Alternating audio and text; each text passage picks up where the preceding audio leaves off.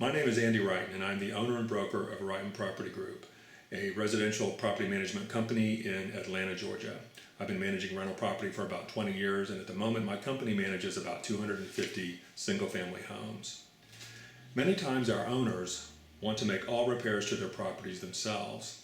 This video is about our repair policy and why we cannot always say yes to this request. Our standard practice is to hold $400 of the owner's money as a repair escrow in our bank account. The reason we hold $400 is because many typical break-fix repairs in a rental property can be handled for that amount. Plumbing leaks, appliance repairs, minor electrical work, and the like. When a repair is under $400, our dedicated maintenance crew handles it quickly and gives you a heads up that the repair has taken place. We deduct the bill from your next monthly disbursement. When a repair cost is over $400, we send you our estimate and give you the option to make the repair yourself. In an emergency that threatens human life or the property, our management agreement gives us the right to exceed the $400 threshold. Something to bear in mind about repairs to rental properties in Georgia is that in this state, landlords have a duty to repair residential rental property. Even if the lease states that certain repairs are the tenant's responsibility, Georgia judges will simply inform the owner in court that state law takes precedence over whatever may be in the lease, and the owner has to make all repairs no matter what. The issue is that some owners want to control all repairs no matter how small. The owner's desire for control falls into two main categories.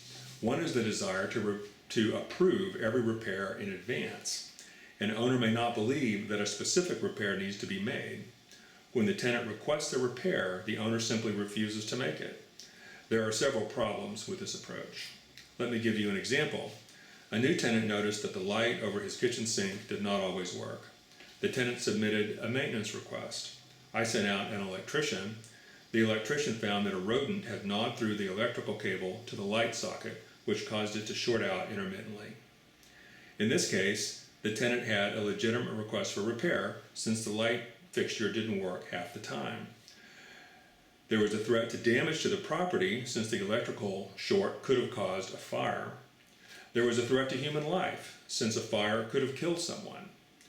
The electrician repaired the wire. I charged the owner $150 for the repair, and in this case the owner became quite upset that I had spent his money on this repair and promptly fired me because of it.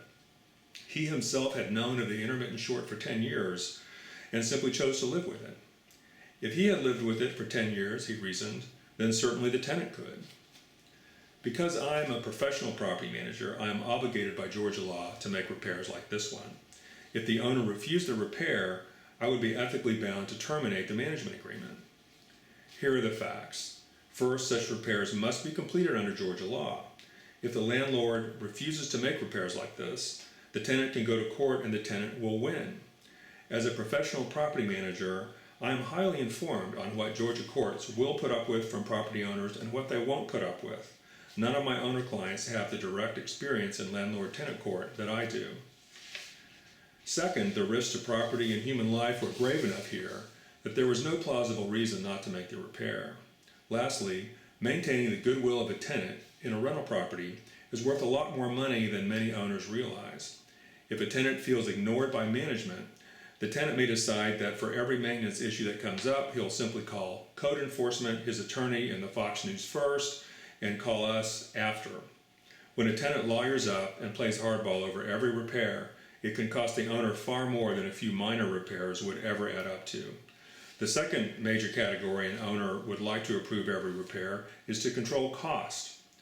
I understand that cost is a big issue, and it is true that in many cases an owner can get work done more cheaply than I can. But there is a reason for that, and that reason is insurance. I carry general liability and workers' compensation insurance policies. There is no doubt that this drives the cost of repairs up.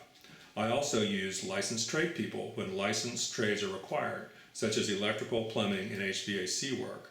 Using licensed trades drives up costs too. But let's look at the risk involved. If you hire an uninsured vendor to work on your roof, and that vendor falls off the roof and becomes a quadriplegic, you are facing a gigantic financial liability. If your uninsured and unlicensed worker does a little electrical work that results in a fire that kills someone, all the liability for that is on you. You may choose to take on that kind of risk in order to save a few dollars on repairs. At Ritan Property Group, we are responsive to our tenants' legitimate requests for repair. We repair when required by Georgia law, and we use licensed and insured vendors. This means that we can't work with owners who will not allow us to repair the homes we manage. Thank you.